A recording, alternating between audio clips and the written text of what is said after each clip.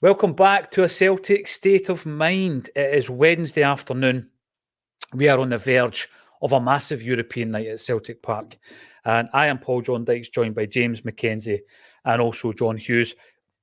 We might have a fourth voice. We might be joined by Ian Conroy dialing in from New Zealand. And if so, we will welcome him to the show. But in the meantime, gentlemen, buzzing for tonight.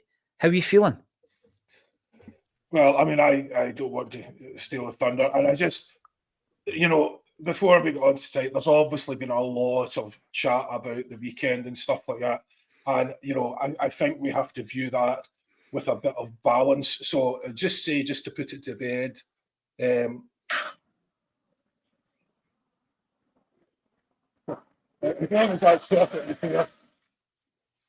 I think that's interfered with your sound a wee bit there, John. Listen, John, I would not expect you to enjoy the aftermath, the meltdown. I mean, when we go into these games, and often on Acsom, I just feel that there's so much to talk about that we don't really focus on those other teams within the league unless we're playing them. Yeah. However, the weekend was, from start to finish. And John, I've been looking forward to seeing the reaction of Lawrence Conley on a Tuesday, John Hughes on a Wednesday, and we just keep going. But I'm gutted you didn't get to hear the fans all singing "Let's All Laugh at Rangers," but never mind. That was I had that lined up from Saturday. We could fill in the blank. We could fill in the blank, John. No doubt. Yeah, that's all right.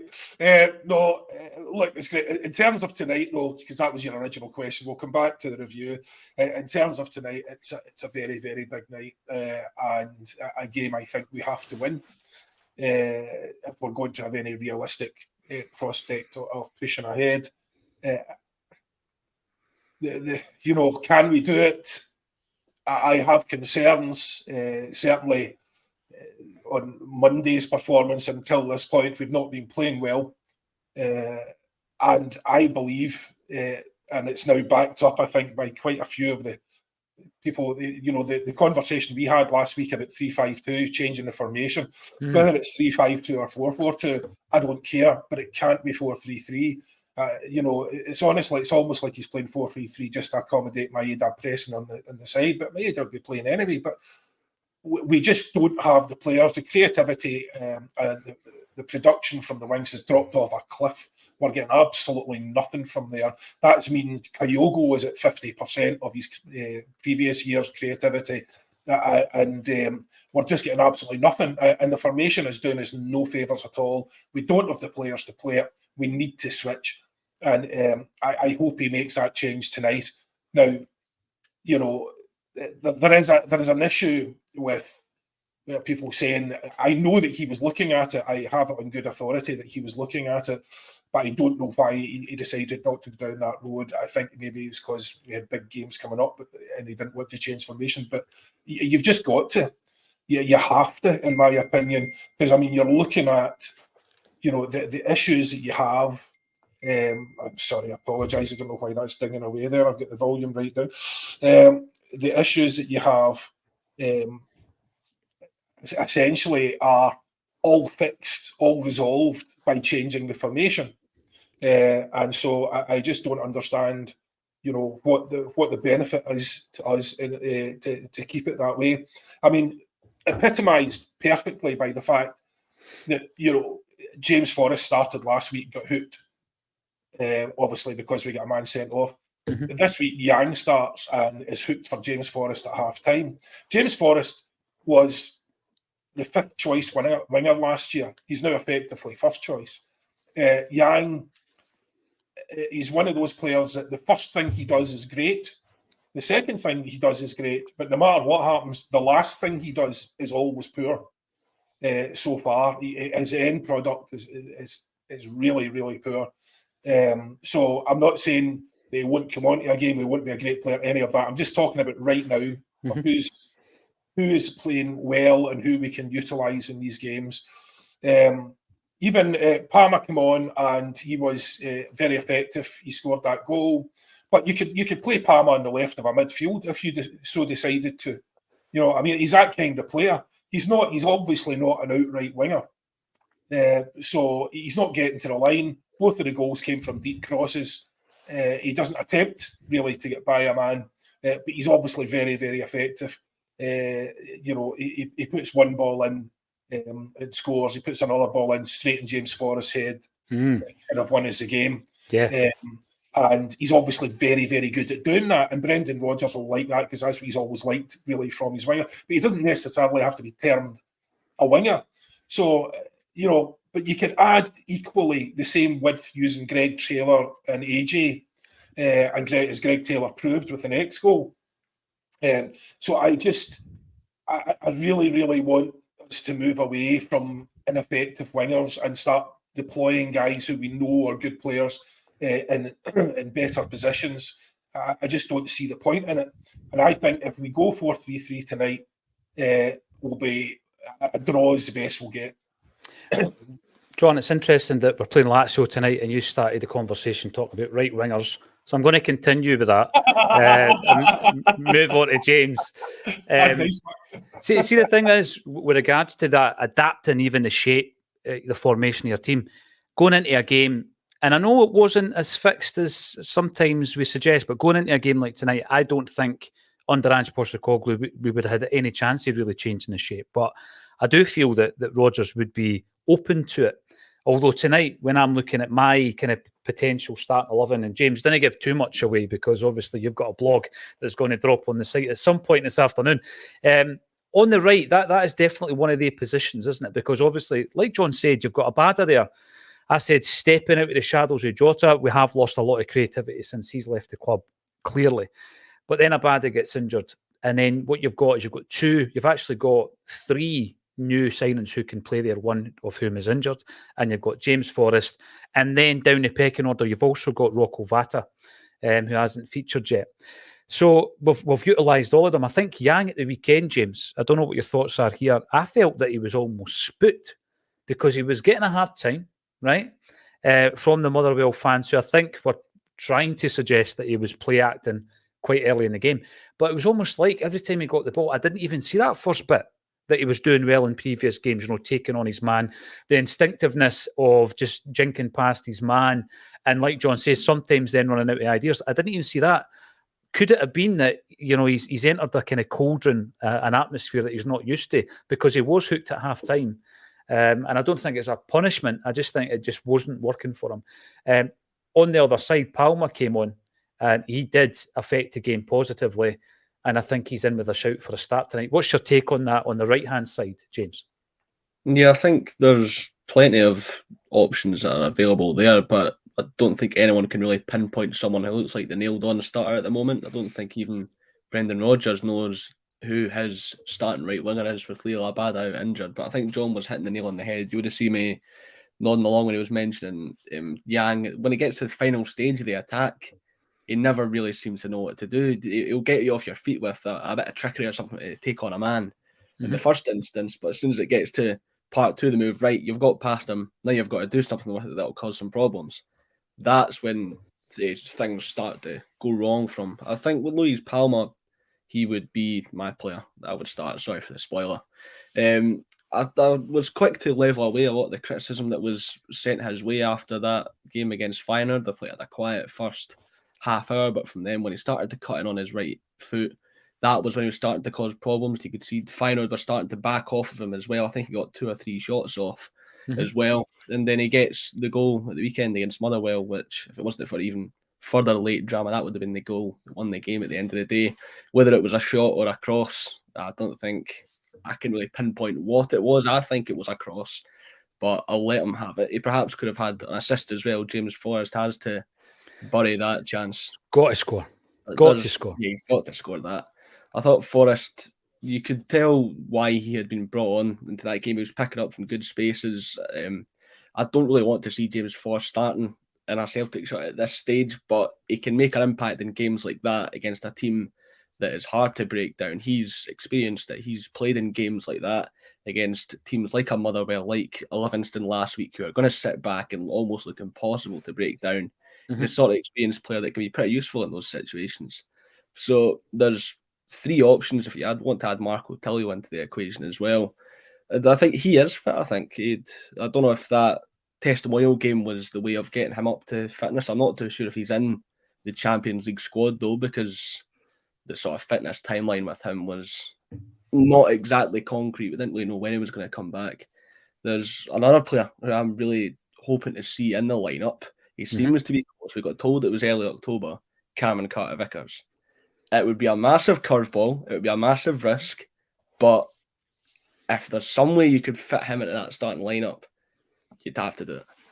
I don't know, James, about that. Sorry, Paul John. If you remember when CCV came back the last time, he looked pretty off it. It took him a while to get back up to speed. I wouldn't be throwing him into this game unless the manager was 100% confident. But then again, our options are... I think it would be extremely unfair to throw him in with the expectation, because our options are very limited. And therefore, if he's exposed because he's not fit and he's not ready...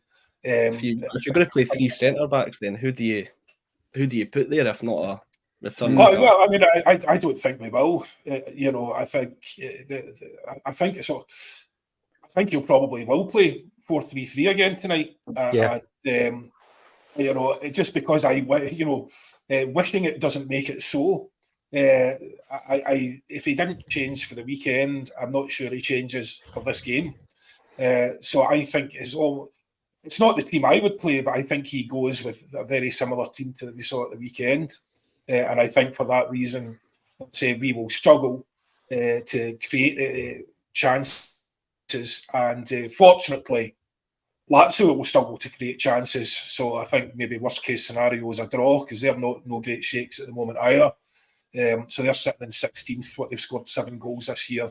And so they don't look any great shakes at all. So despite previous reputations, we've all seen how reputations mean nothing with clubs that aren't funded by countries, basically.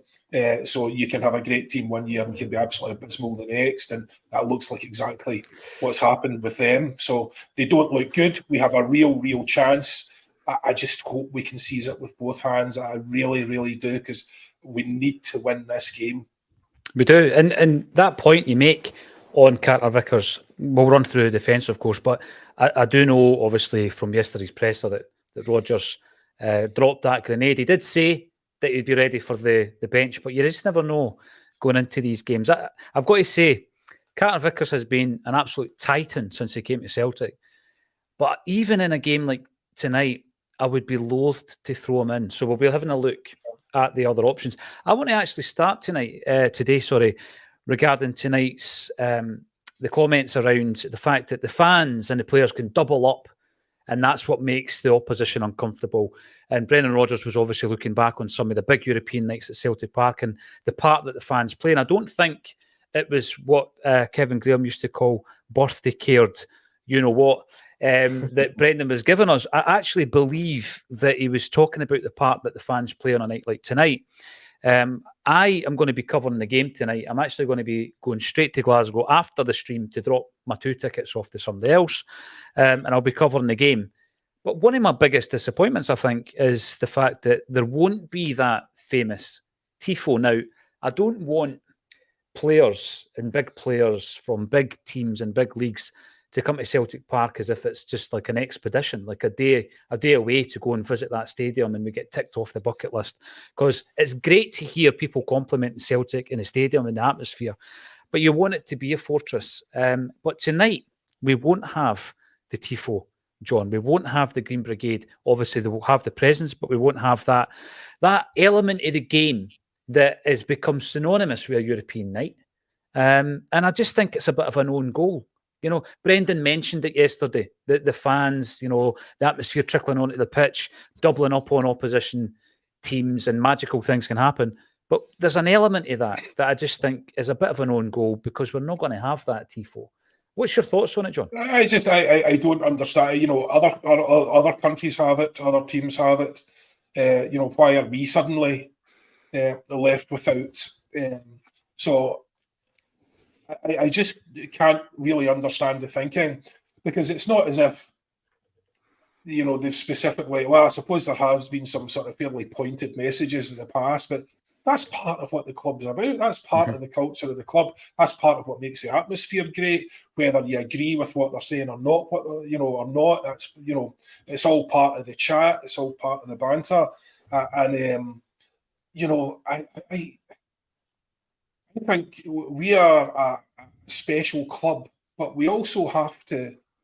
You can't just rest on that as a reputation. You have to make it special. You have to make it a special experience for people that are going along. You have to make it a special experience for the players. And that's really where that outstanding atmosphere comes from. Yeah, we can't just say we're Celtic, we're grand, and then sit in our hands. So if you want to get the crowd up, you need the likes of it's been proven time and again. You need the likes of the Green Brigade to get the crowd on their feet and get the crowd moving. A lot of people are they don't want to be the first person to start a song. They don't want to be, they're just sitting in their seats, So it takes that to really spark an atmosphere, and that's fine. And I just don't understand why you would do anything to mute that on a Champions League night when, we really do need the crowd on top voice. And I think it's going to be particularly important tonight because these boys are not playing well. They are not full of confidence. This is not Real Madrid coming here and they're used to playing in these sort of atmospheres every week. I have no fears of us at all. These boys are fearful, and you can tell they're fearful because they know a lot about us. If you have seen the comments that they have been making, they're very well informed. They're informed about our current team. They're informed about the history. These guys are doing their homework. They are not taking us for granted. And so they're not coming here and they're thinking they're just going to wing it. They are definitely not because, again, they're concerned about their own form, and rightly so. So the more we can do to put them off, the more we can do to slightly have them off kilter, the better that we will be. We're going to press them high. We're going to press them hard. They don't press as a team, which is incredibly beneficial to us. So we're going to press them high and hard. We're going to put them under pressure. Hopefully the crowd terrify the life out of them. And we get off to a flying start. But why would you do anything to hinder that? I don't understand. No, I mean, going back, James, I do remember the genesis of the ultra movement in Scotland. Obviously, there was a lot of influence coming over from Germany in respect to what Celtic have done and what the Green Brigade have done. But the Jungle Boys, introduced to Celtic Park to enhance the atmosphere. And then what invariably happens with these things is obviously there's a core group there who decide to go alone and they become the Green Brigade. Now, as John quite rightly said, in terms of Celtic Football Club and what the club and very many of the fans stand for, a big part of that is political. And there has been political statements made with tifos. And, when it suits authorities, politics and football don't mix. But as I say, when it suits the authorities. So with regards to that, I mean, is there a fear? Because I just think you're losing more than you're gaining by not having the full Green Brigade going full pelt tonight for the visit to Lazio. Yeah, this is exactly the sort of game where you'd be getting that toxic atmosphere that fans have been looking for at these European games for ages. You've got to strike fear into them. And there's no better way to get someone riled up than politics. And Celtic and Lazio are at very much opposing ends of the political spectrum. So it was the same sort of atmosphere when we welcomed Lazio to Celtic Park the first time round. The atmosphere and the banners that were on display it was the sort of thing that was getting everybody riled up. The fans were going and the players were going as well. I think the biggest cheer of that match the first time round was for that big save from Fraser Foster at the end. I think there was a bigger cheer for that save than there was for Christopher Julian's winner. Then you saw similar scenes when Celtic went over to Lazio as well.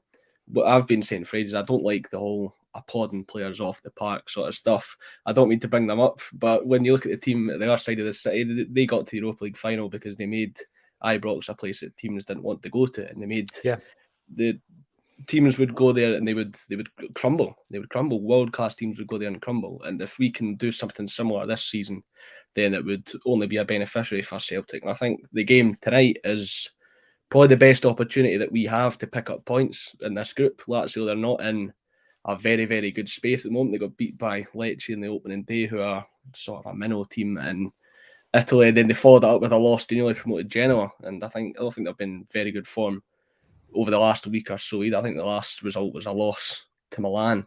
So you'll be hoping that we could really do something tonight. If I don't think it would be the time to experiment, unlike what John was saying. I think you've got to stick to your laurels. The way Celtic have been playing in the last few weeks, as much as the scoreline might not have been too convincing, the result has been there. And what Celtic need in Europe is not absolute hammers, but we need results. I think if you can send the team out, we've shown the mentality in recent weeks that we can stand up in the face of adversity. When you look at how we played at Ibrox, given the injury crisis that the club was facing, the convincing performance against Livingston with 10 men, and then the mentality to come back and win it at the end against Motherwell at Fir Park, we've shown a strong mentality over the last few weeks, and that's going to be really much needed if you're going to beat a team like Lazio. No, you're right. Well, I just going to say the one thing we won't be achieving tonight is really upsetting Mussolini's granddaughter, which is always unfortunate. That was one of our better achievements in Europe in recent times. She kept it going as well, didn't she? Surprisingly enough, she kind of like gravitated towards supporting Rangers. I don't know how that happened. Jungle Lion. She was quote tweeting Rangers, not that. Jungle Lion. Yes, we know you are in the sun. You've got the cans out, and you're a happy man. And fair play to you. But I'm going to have to ask this question because obviously it might have happened, but I'm not aware of it. Stephen McGonigal is watching Acsom whilst sitting in the Estadio Nacional. Hi guys from sunny Lisbon again. I am sitting in the stadium. We won the cup with the big ears waiting on the show to start. Is this the first time that someone's watched Acsom in that stadium? You know what? It's the first time I'm aware of, Stephen. So thank you for sharing that. And Double Denim, genuinely think we can get a result tonight. 3-1 Celtic, we love that. With Kyogo O'Reilly and Callum McGregor on the score sheet. And Kevin Mullen, afternoon Acsom, absolutely buzzing for the game tonight. Let's make Celtic Park a fortress again. Think this will be the night Kyogo will get his first Champions League goal. Well, it'd be a good time for that. Yesterday, not quite the same kind of level as Champions League, but a very, very special club in St. Roch's. I was up there yesterday to speak to a man who, you go back to those dark days of the 90s where Celtic required a takeover to get us back on track, and Willie Hockey was a massive part of Fergus McCann's takeover at that time. And then you fast forward to him also introducing the club to a certain Dermot Desmond. He tells a story about that. He gave me a wee bit of his time yesterday. We've done an interview, something I've been wanting to do for a long time. And I'm going to ask you the question, John. When Willie Hockey manages the Celtic Select side on the 15th of October for that sold-out centenary game, do you think he will be the first ever Celtic manager with a papal knighthood? Yeah, I got interesting. Willie Hockey, back when I was young, gave the first Mrs. Hughes a job based on contacts alone, and then sacked the first Mrs. Hughes within a couple of months. So, in retro, I wasn't happy at the time, but retrospectively, Willie Hockey's a superstar. So I don't know. I didn't know you had a papal knighthood. Knighthood, yeah. That requires some money thrown at the Vatican, so fair play to him. But yeah, I think he may well be the only one decorated in such a way. I'm not sure Jock Stein would have had one, for a kick-off. So it's going to be, I mean, the remarkable thing about that, I've been watching that, it's taken on a life of its own, John. Well, I mean, it hasn't really, you've done it all, but I mean, it's mental stuff now. I mean, there's an absolutely sensational Celtic team potentially out there. And I've not even announced the whole team yet, by the way. I haven't even announced the whole team. Unbelievable. I mean, it's absolutely unbelievable what you've done there. I mean, obviously, I'm devastated because I thought I was going to be the manager, but, you decided you were going to throw a Lisbon Lion in there as well. Apparently, he's more qualified than me. But what an event you've put together there. That's absolutely fantastic. I love these things, man. This is what makes the community so good. And that's just one of the reasons we love Acsom and why we contribute our time to it, because it's about creating that community and actually, rather than just flapping your gums all the time, just making something happen, putting words into action, raising money for good causes, creating events like these with charity weekend or all that stuff. So it's brilliant to see. It's a great achievement, and what a game it's going to be. I might try and sneak in. I cannot wait, John. I cannot wait. Just to announce as well, we're going to be live streaming it. This is something that, I know how to live stream, but it was all about the logistics of getting the correct people on the gantry, maybe protecting that gantry a wee bit on the scaffolding up at James McGrory Park. So we're going to be live streaming it, and we might even have a commentary team involving our most esteemed colleague James McKenzie leading the line in terms of the commentary. Really looking forward to it. It is sold out, but we'll be streaming it on all the usual channels, be that Facebook, YouTube, LinkedIn, Twitch, and Twitter. So subscribe to our channel and you can watch that game. You can see guys like your namesake, John Hughes, the 90s version, John Hughes. We've also got Rudy Vata, Bobby Petta. We've got Joe Miller. Who am I forgetting, guys? Keep me up to speed here. We've got loads of ex-players. Scott McDonald, Tommy Johnson, Andy Payton. There's European nights against Italian teams. You can't forget Scott McDonald. Can't forget Skippy. Talking of Skippy, let's have a wee chat about Tommy Rogic here, right? Because is it Rogic? Is it Rogic? I don't know. But one thing's for sure, this was a player for me who was in the greatest traditions of Celtic Football Club. He was an entertainer. He announced his retirement yesterday. I read a few reports saying he was 31. I was looking this morning. He's only 30. He's just a young pup. 272 appearances, 46 goals, 49 assists, 6 leagues, 5 Scottish Cups, 5 League Cups. That's a trophy for every 17 appearances that he made for Celtic, which is unbelievable. I thought the statement was very touching. He name-checked Peter Lawwell and Dermot Desmond. And I think there's a reminder in there, James, that footballers are human beings that face challenges just like normal guys like you and me. I thought it was brilliant, very touching, and all the best to Tom Rogic, who was an absolute superstar for Celtic. Yeah, it's been strange the last sort of few years because the Celtic players that have grown up only knowing them in the Celtic squad, the players that have been the sort of key parts of my childhood growing up watching Celtic are starting to sort of go away. Scott Brown retiring a few years ago, and now Tom Rogic. And I think with Tom Rogic, you mentioned all the trophies, but I don't think it'll be the trophies that'll be remembered, that'll be the moments. Because the amount of big moments and big games that you can associate with Tom Rogic, whether it be his goal to secure the invincible treble or a screamer against Rangers at Ibrox in that 3-2 game, that's one that really stands out. But if I was to say my favourite Tom Rogic moment, it was under Ronnie Dyler. It was a last-minute screamer against Kilmarnock at Rugby Park. It was an absolute rocket, the perfect sort of late goal. And as I said with Tom Rogic, it's the moments that you'll remember, not the trophies. And he was a special player. I mean, a lot of the time he celebrated just by laughing as if to say, I can't believe I just did that.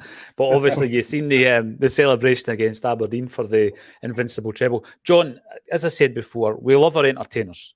Sometimes you look at them and you go, I don't want Tom Rogic to be that all-round player that an analyst would say, right, he's not very good at defending. I don't care.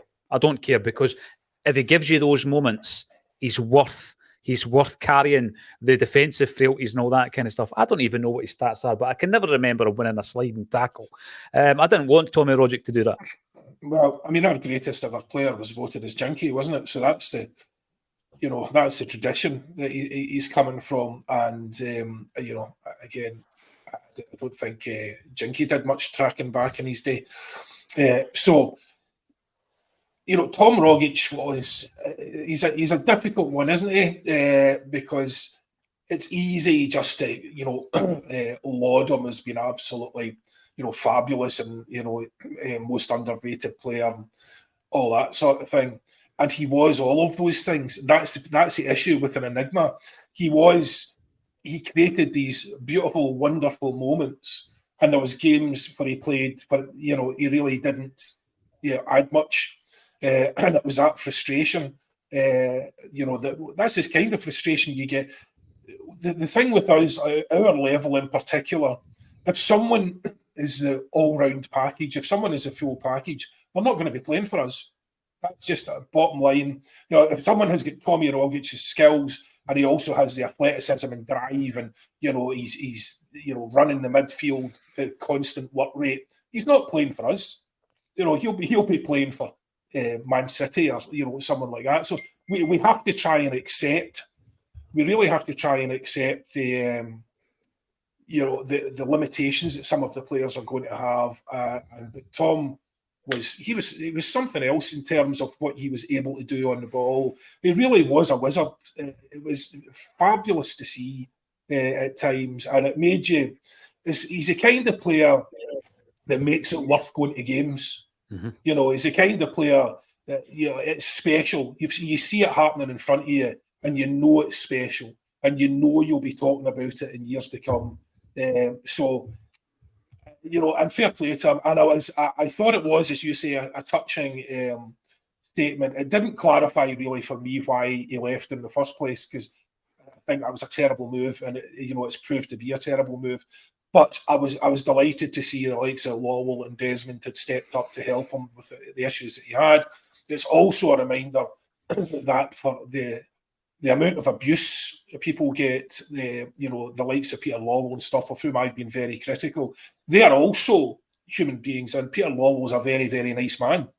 He has, he's very, very good friends with, the guy who's my father's best friend. So I know he's a very, very nice man. And for all of the fact I give him pelters on here because of the job that he did previously, he's still a human being.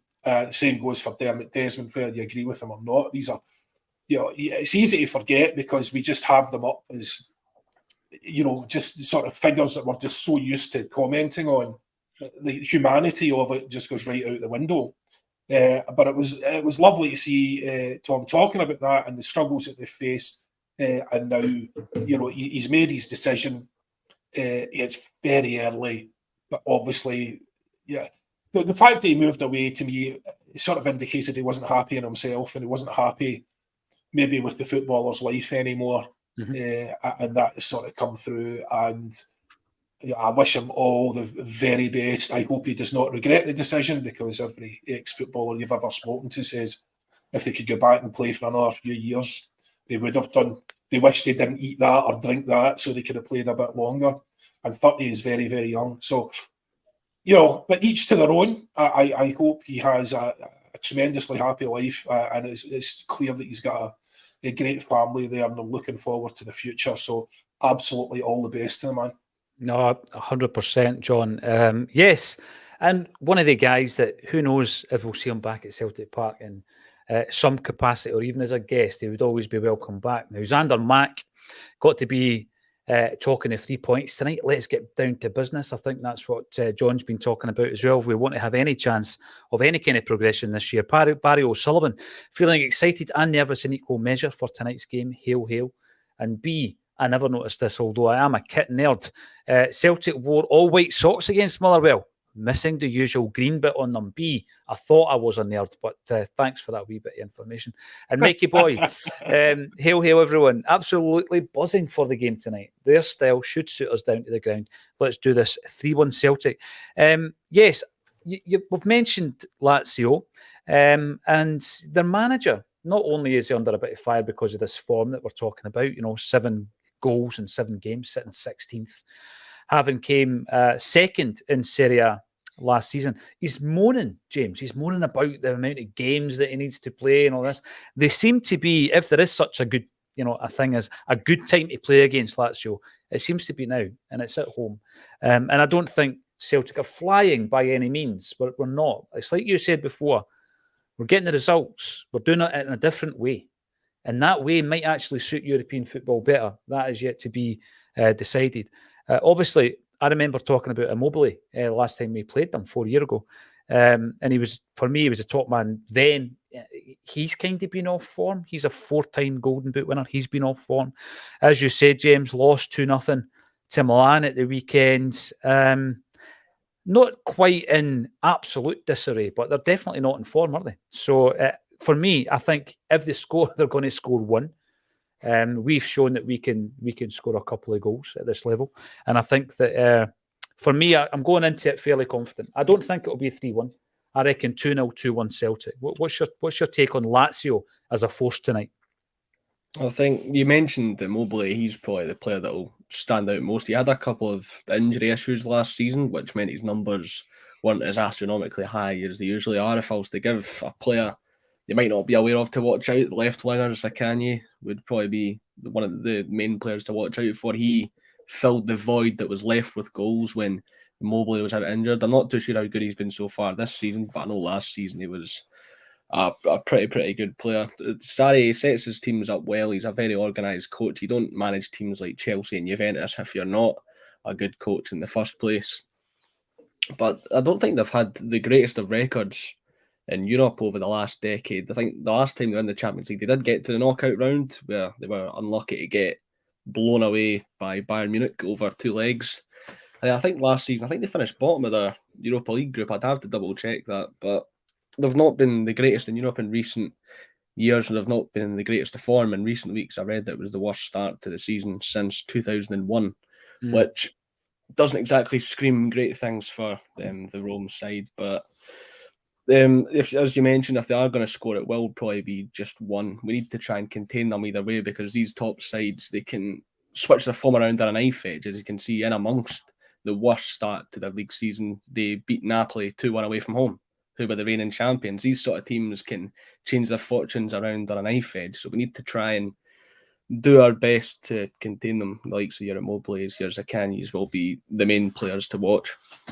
Yeah, and I've said before, last season in Europe, John, there were disappointments. I mean, we covered all the games. Shakhtar Donetsk, for me, both games were disappointing, right?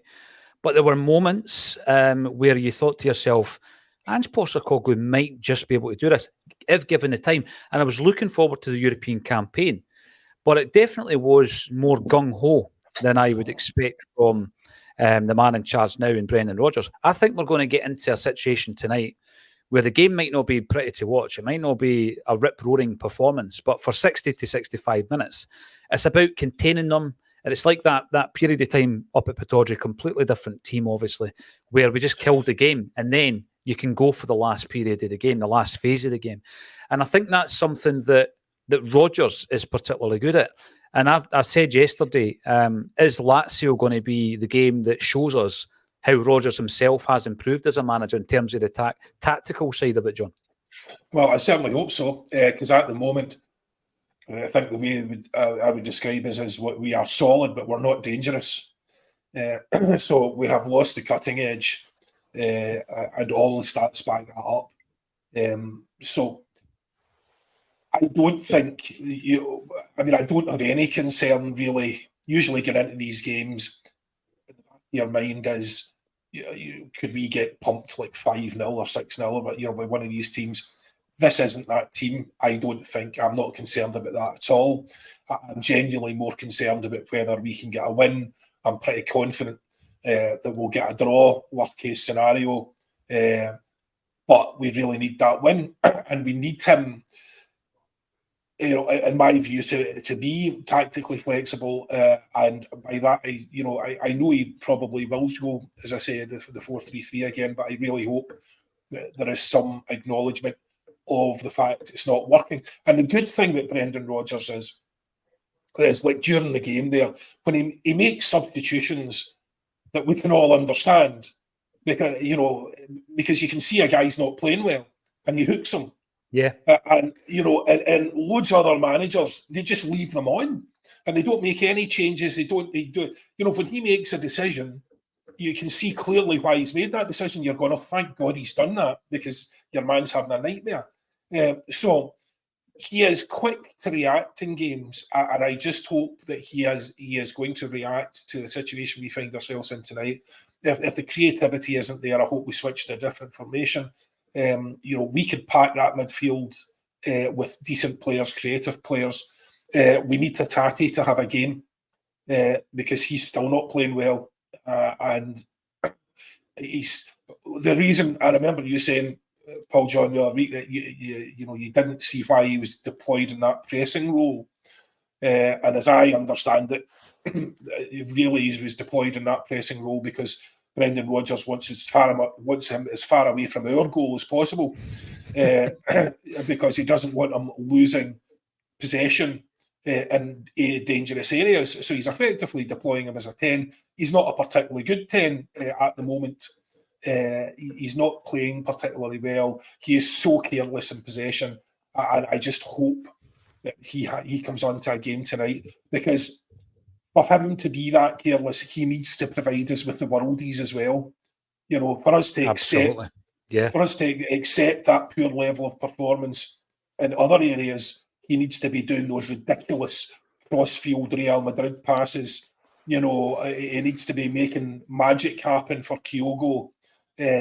So we really, really need him to come on. He's such an important player for us. And he just, to me, one of the big reasons we haven't, our chance production is way down is because he's off it. So I'm hoping for something better there tonight.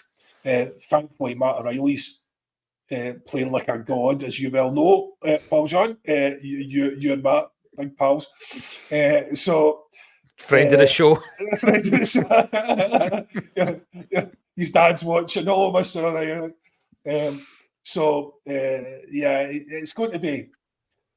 It's going to be very interesting tactically tonight, because, as James pointed out, their manager's no mug. He is a good manager. He won't be making stupid mistakes. You would think he's going to set up to hit us on the counter, just based on the way that they play. But we're going to set up that way as well. So it's going to be a real, potentially cautious game back and forward. Everyone's going to be trying to retain possession and play it round. So it could be, fairly sort of dull until someone makes a breakthrough. And I'm fine with that as long as we make the breakthrough. I agree with you, John. I think that dullness, I totally get it. I think it is going to be something that we're going to have to live with to a degree. But you mentioned Hatate and being a risk taker. Is it something that the modern game is minimising because they don't want you to take that risk? So I get why they would try and take him and push him higher up the park, because he'll make that pass. It doesn't matter in his mind if he's in his own 18-yard box or if he's in their 18-yard, he will try to make that pass. And often it comes off, and when it does, it's with incredible results. You mentioned earlier, James, about the central defensive partnership, if indeed we go for our usual 4-3-3. And Carter Vickers is back, although Rodgers hinted that he would be making a return to the bench. Obviously, Lagerbielke is suspended. That's in bold print. Lagerbielke will not be playing. Centre halves available are, and this goes back to a point John made, Nat Phillips, Liam Scales, and Tomoki Iwata. So you can see, just simply due to the fact that Phillips has had two substitute appearances, Iwata has played at centre-half, and I think that he did what he had to do against Feyenoord when he came on. He played in the Scottish Cup final, of course, in that position. But you would only put him in there if he was the only option, I think. I don't certainly feel that he is a centre-half. And you ask yourself, who plays then? And I don't think there's even a question. I think it's Phillips and Scales. Phillips has to play. You look at the fact that he's got the Champions League experience that we keep going on about, James, but I do think it is. I mean, there's a blog that dropped this morning where you looked at the 8 Champions League debutants who made their first appearance against Feyenoord. And it's one of the things that, it is a different level. They need to acclimatise to that. I think that's why this season we're going to be seeing in players like, hopefully, O'Reilly and Hatate, someone who knows what it's like, the ferocity, the tempo rather, and just the quality. The fact that, you've got to do it, and you've got to do it first time and with tempo. But some of the other guys might get a bit of a baptism of fire. That is why I was surprised Palmer started the last game. So for me, there's no question Phillips and Scales start. I'm going to ask you the question. Obviously, Carter Vickers is re-entering the equation and the discussion. When he is fit, and that might be Kilmarnock, this might just be a game too early for him. Who are we playing? Because for me, Scales has jumped from 6th or 7th choice right up to 2nd choice at this moment in time. He's spoken, he seems very humble, James. He's been speaking about that step up to Feyenoord and the fact that he proved to himself, I can play there, with the caveat there's always room for improvement. So success so far, one of the successes of the season, Liam Scales. Yeah, and we all love a comeback story. We've seen many of them at Celtic over the last few years. But if a player's playing well, why would you drop him? why would you drop Liam Scales when he's playing so well? It should be him that plays alongside Cameron Carter-Vickers when the American does eventually return.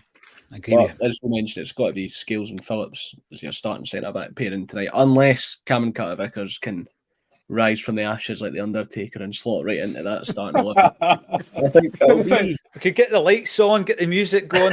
Definitely. The thing about it is, James, so isn't Phillips the perfect example of why you can't bring Carter Vickers back so quickly?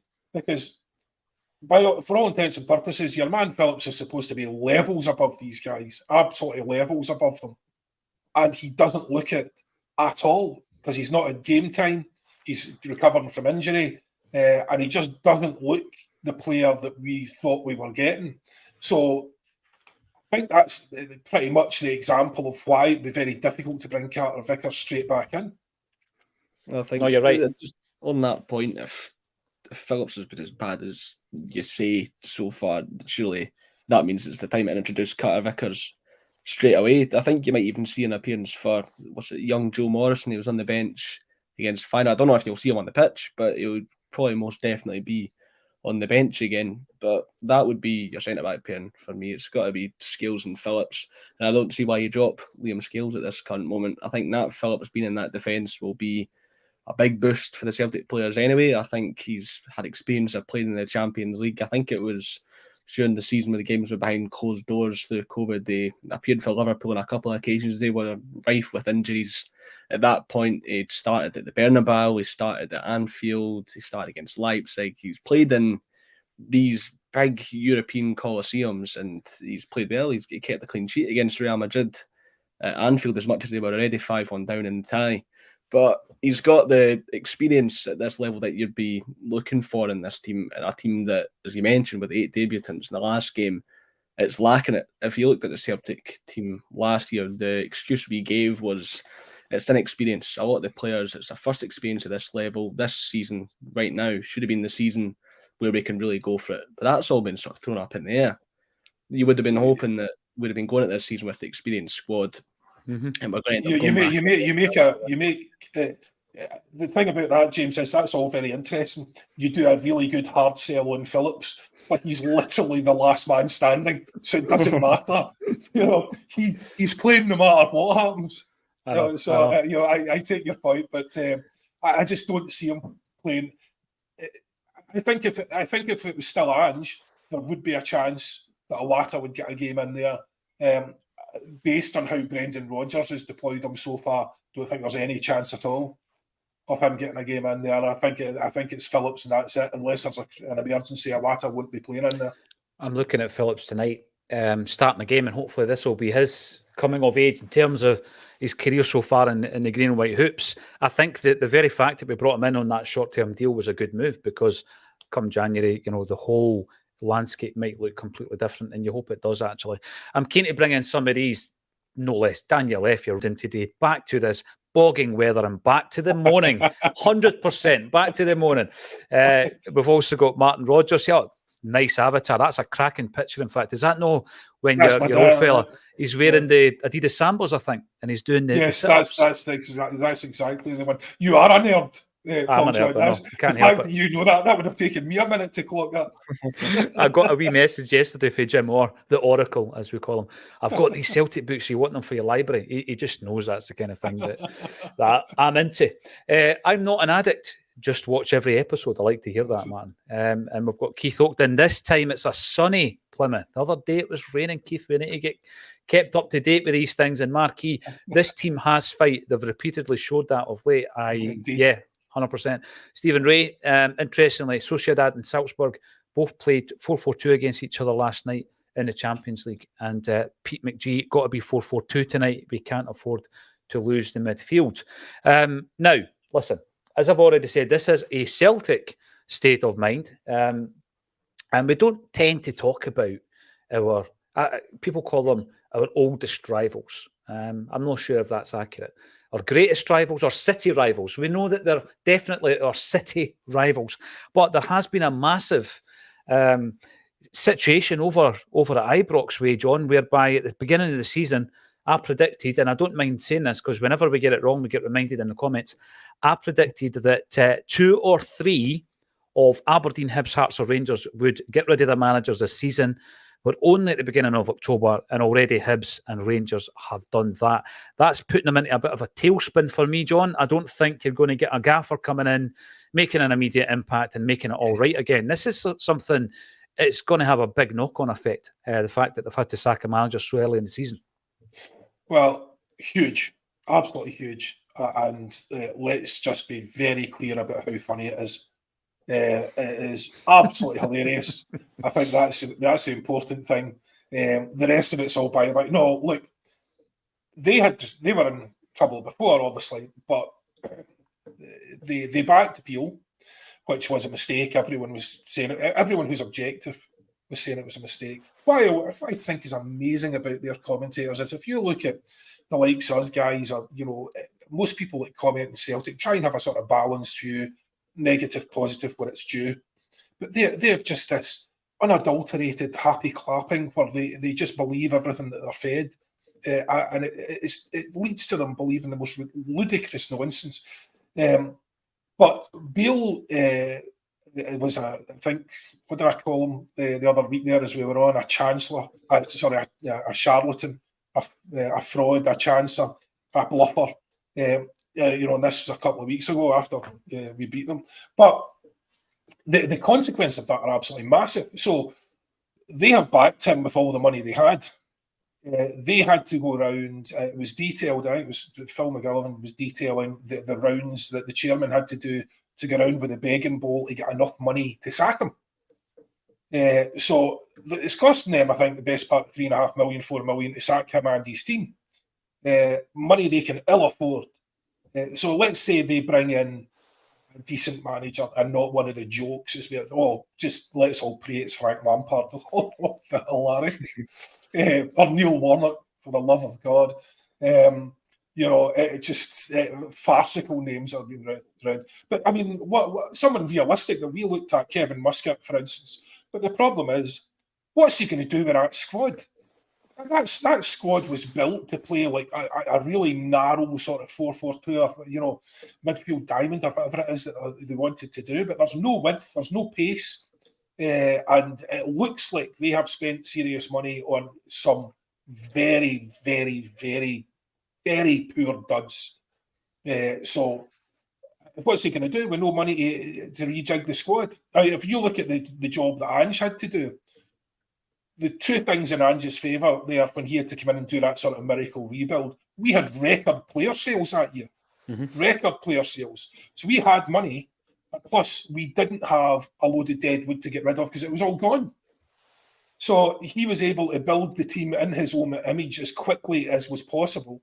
And there was money available to do that. And they're completely pointless at this point.